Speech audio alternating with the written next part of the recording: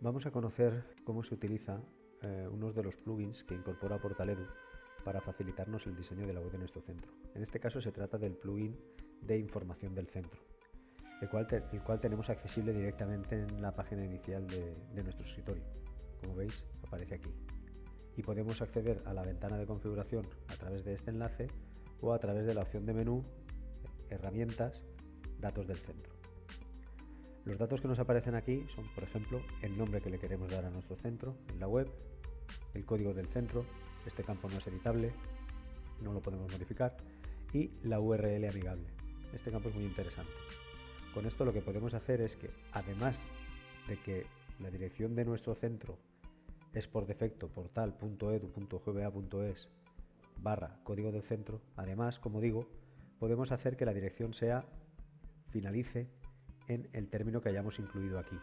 Aquí no podemos incluir espacios en blanco, caracteres especiales ni cualquier otro término que ya haya sido utilizado previamente. Como ejemplo, yo he utilizado el término curso inicial, entonces mi dirección también será portal.edu.gba.es /curso inicial.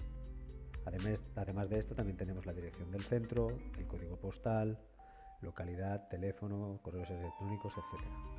Y finalmente podemos incluir una imagen representativa del centro que además podemos declararla o no como logo del sitio. ¿De acuerdo? Bien, una vez tenemos los datos del plugin completados, ¿cómo podemos utilizarlo? ¿Cómo podemos representarlos en nuestros contenidos?